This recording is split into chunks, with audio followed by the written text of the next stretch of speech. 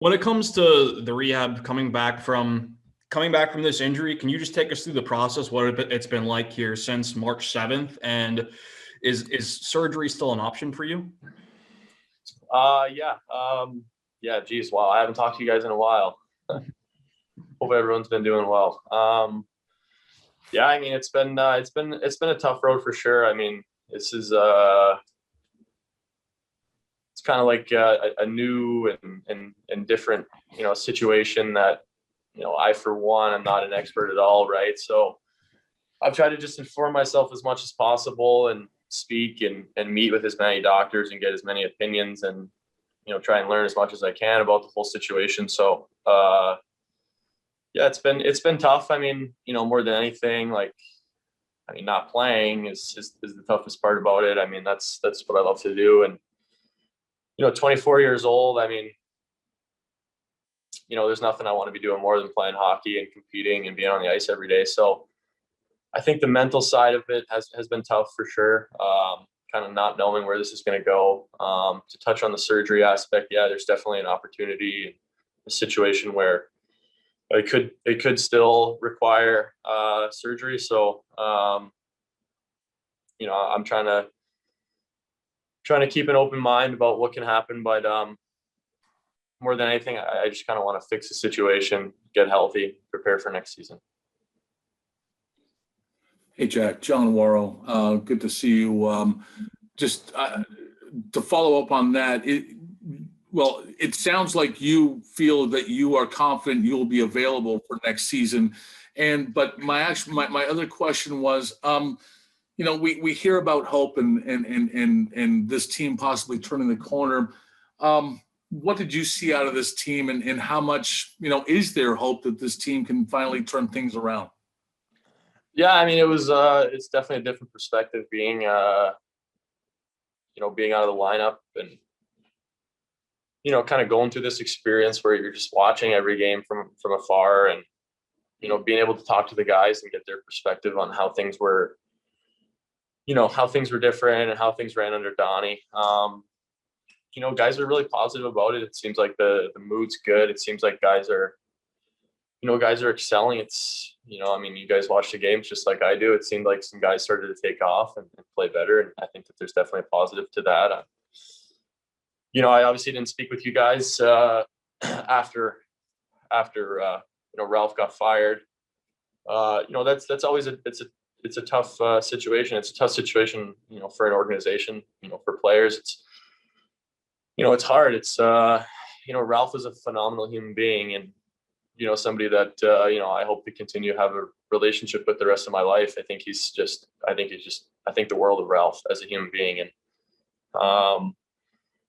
but I have heard a lot of really good things and the response from the guys has been good in terms of, how Donnie came in and implemented, his system and how he got guys to play. And so, it's definitely good. I mean, you've seen some, positivity over the last however many 25 games or so. And it's been nice to see. It's been nice to see some guys step up in different roles and have some success. I think it's been great. It's good for the organization. It's good for some of these young guys that are getting these opportunities and, some other guys who, were kind of, brought to the forefront. And, obviously the goaltending situation, that's been an interesting one with all the injuries, but I think it's been great to watch some of these guys step in and play. I mean, Michael Hauser, I think it's been, probably a whirlwind week for him. It's really cool to see him get that experience and get to play and obviously, play well. So, I think there's some positivity to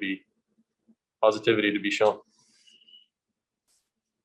Jack, I don't think any of us thought we were going to be sitting here talking about the same thing this year that we talked about last year, as far as being in last place and the whole thing. And I've been around you long enough to know for sure how you feel about losing and how much you despise it. And you've talked about it many times. What is your mindset now after this year? How do you feel about it? And have things changed in your mind? Do you still want to be part of the solution? Would you like to move on elsewhere? How do you feel about it? Yeah, I mean, I think it's a pretty loaded question. I think there's a lot to it. I think,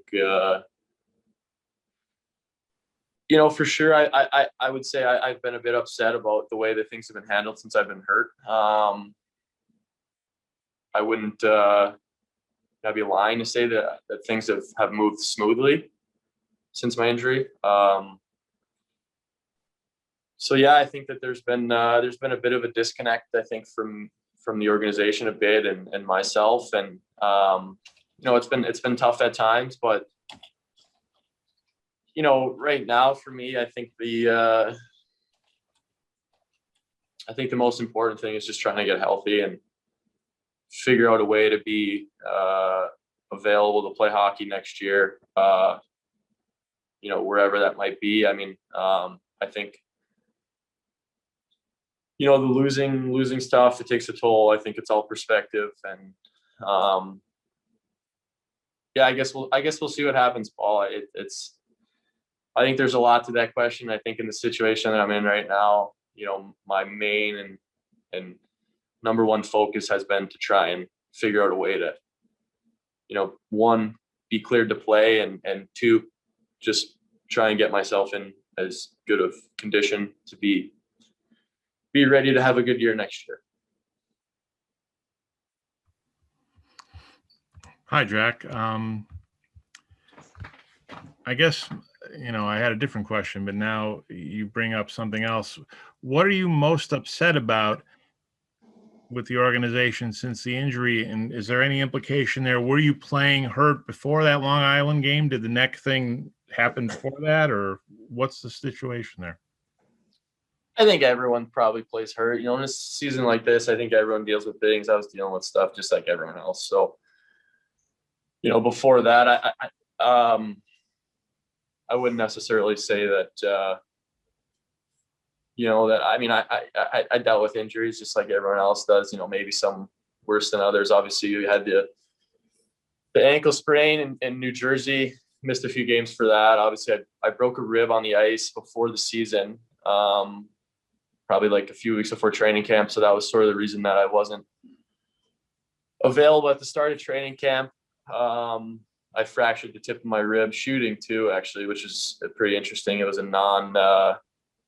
non-physical, or I didn't take a hit or anything. I was on the ice at the Harbor Center, and just too much torque on the tip of my rib and fractured, so I had to let that heal. So, and then I had a abdominal injury that I hurt last year, and it's to be honest with you, it's just lingered for a while, and it's been really hard to pinpoint what the exact issue is. There's some stuff that has been unresolved, and I think with COVID last year, the shutdown, it definitely put a pause on, I think, the healing or the treatment that I probably would have gotten, and not being able to travel and do things. So just dealt with that a little bit. And but listen, I mean, it's a tightened schedule. It's a hard season. My own opinion, we played in the hardest division in the league, and you're playing every other night. We had a COVID shutdown in the middle of the year for 2 weeks. Tightened our schedule up even more. So I'm sure that if you went to any team, I think guys are probably playing with stuff. So I don't want to make that an excuse for 2 goals or whatever I had. When I was in the lineup, I definitely didn't contribute and play as well as I needed to play, and as well as this team needed me to play. And that's just the hard truth. That's what it comes down to. I was not good enough. And, I can look myself in the mirror and say, yeah, you weren't good enough this year. Like, the times where you were in the lineup, you weren't good enough. So, I just got to be better. I got to be a better hockey player. And that's what it comes down to. Got to get healthy and get myself prepared for next year, but got to be better. Hi, Jack. Adam Benini with Channel 2. It's good to see you. And Nice to see you. I want to go back to Paul's question and your response there. And I know it's a loaded one, right?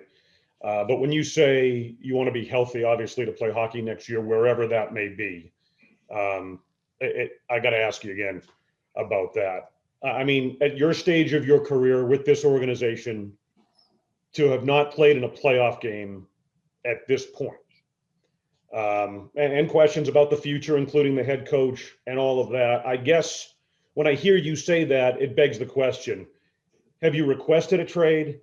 Have you expressed your openness to being traded? What is your mindset long-term about continuing to be a part of this organization, given where it's been and where it may go? Yeah, I mean, I'm frustrated. I'm sure if you went down the line in the locker room, I'm sure everyone's frustrated. So I'm not in any different situation than anyone else. You can't sit here on media day and be happy that we're having this conversation and we should still be playing. Like, that should be everyone's mindset, right? It should be, we're moving on to the playoffs, and we had a good year, and we're going to try and win a Stanley Cup. That should be the goal of every player at the beginning of the year, every team. And that was our goal when we started, whenever, in December. Did we reach it? No. Did we have a hard year? Yeah, we did. And I think when that happens, it forces everyone to, just consider what I guess you could do better, what you think maybe the future holds. I think I have a lot of thinking to do in this off season. I think that there's a lot that I have to consider, and but for now, obviously, I'm here. I'm the captain of this hockey team, and my goal is to be available and to try and help the guys in the room and help this organization win hockey games. I'll continue to do that as long as I'm here. Jake, do you think this team could look radically different next year, given some of the guys that are free agents, Sam's an RFA? Do you expect it? There could be 4, 5, 6 more guys that have been here for a while that aren't here anymore.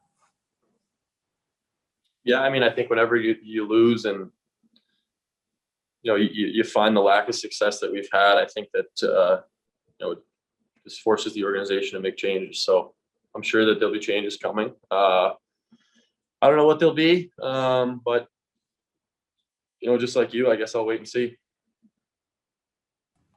Hey, Jack. Last offseason, your name got tossed around in the rumor mill, and obviously that's going to happen again. How did you handle that, and how do you think you're going to handle that this time? Yeah, I mean, you guys got to write about something, right? What's that? I think you're on mute. Wasn't necessarily just in Buffalo. I mean, everywhere. But yeah. No, I'm saying not just you guys. I'm saying everyone. Yeah. You guys have a job to do. You guys got to write about something. No, I mean, listen, it's part of it. Like I just said, we haven't had enough success, and I haven't had enough success. I've obviously not, I've not obtained the goals that I've set forth for myself as a professional hockey player, and making the playoffs, winning, being successful. So I think whenever that happens, I think you're always vulnerable for rumor mills and potential trades, and as an organization, I'm sure that they're considering every option they have, and what they want to do moving forward here. And like I told Bill, I guess we'll just wait and see what happens. I'm just trying to focus as much as I can on getting healthy and trying to be ready to play hockey next year, and kind of, I guess, maybe reestablish myself after I guess a tough, whatever it's been, 12 months. I obviously know that I have a lot more to give and to show to people, and I think last year I only scratched the surface, but this year it was just, from the start it just didn't go well, and I didn't play well enough. Obviously our team didn't, and things were just kind of off the rails from the beginning, and then you get hurt, and things are definitely really off there. So I think I'm sure that the team's exploring every possible option and what they think they're going to do, and where this organization is going to continue to move forward. But like I said, as long as I'm here, my duty is to be be the leader of this team and be available for these guys in the room. You know, I think that might be one thing that kind of goes unknown, is just how good of a group there is here in terms of, you know, the guys in the room. It's a lot of really, really good people. And, you know, as bad as the losing was and things, you know, with how good of a group we have and how good the guys are, it made coming to the rink better on some of those bad days. And I think that says a lot. Jack, obviously you have an emotional connection to this team, but I want to ask you, how has your communication been with Kevin Adams while you've been away from the team, and what have conversations been like for you two? Yeah, we've had a few conversations. You know, it's been tough. I think that, you know, with my injury, there's been, you know, there's been a little bit of, I think I said disconnect earlier, but yeah, there's been a little bit of it. I think, you know, obviously, you know, your job's to try and help win hockey games. You know what I mean? And I'm sure as management, as coaches, you know, their main focus is, you know, producing wins on the ice. And it's tough at times. And like I touched on with how quickly games were coming and how little off days and time away we had this year, it made for a really hectic schedule. And, you know, with my injury, there's been a little bit of, I guess, you know, one side, you know, my own camp on one page and the team on another. And yeah, that's been tough. I mean, we're, you know, we're kind of going back and forth a bit on, you know, the best way to go about it and treatment. And so there's been a few conversations, but, you know, more so just about, you know, getting healthy moving forward. Hey, Jack, I know you mentioned the kind of disconnect between you and the organization as you were coming back from the neck injury. And I know you've had a few injuries in your career, but this was your first neck injury. And I know you said before that you're still kind of like learning a little bit about this, about herniated discs and all that kind of stuff in general. Do you feel like the disconnect sort of stemmed between short-term interest and a long-term interest? Maybe, you know, one side wanting to get you back into the swing of things as soon as possible, try to put off surgery if possible, and maybe another side said, you know, we got to think of the long term here, get surgery ASAP, get you ready, make sure you're ready for camp next year. Yeah, I mean, listen, like my number one interest and my number one goal is Jack Eichel. I mean, you know what I mean? You got to look after yourself. You got to look after what you think's best for yourself. And, you know, the organization has a similar job to do, but it's to look after what's best for the Buffalo Sabres. So, yeah, it was tough. Like, I think that there was a little bit of things, I guess, maybe just haven't been very black and white, to put it in perspective. I think we're all trying to educate ourselves in the situation and what would be best moving forward. And so I think that, yeah, there's been some tough conversations, but, you know, like, I got to do what's best for me.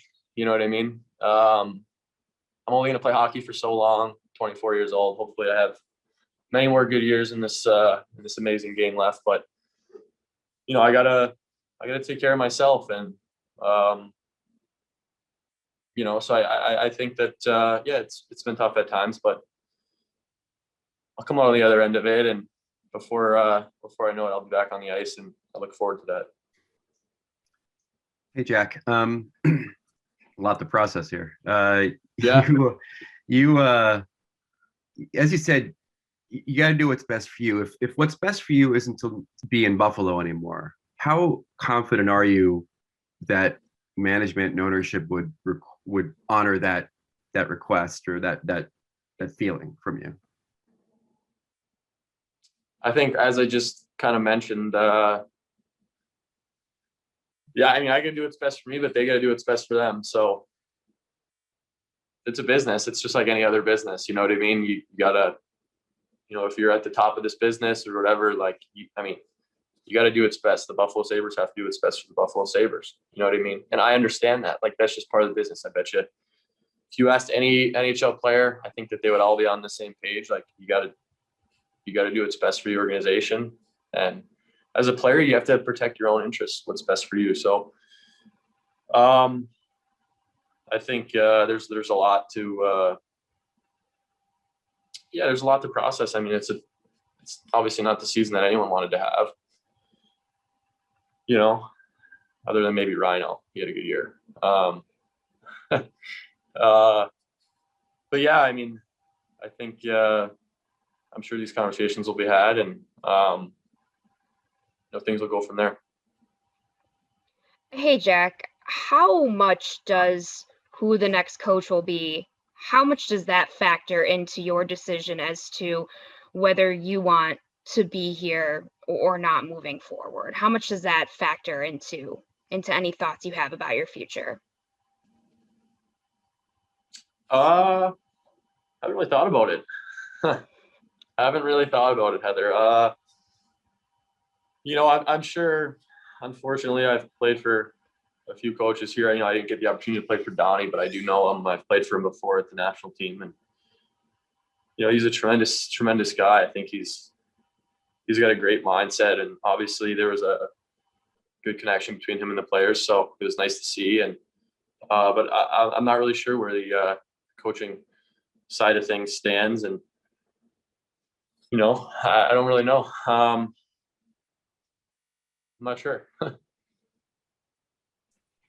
Jack, I guess I'm puzzled, and I'm coming at this from a standpoint of, if I were with my doctor, it's my decision what I want to do. And I guess my question is, if you want surgery or if you don't want surgery, whatever your thought is on that, why don't you just do what you would like to do? It's your body.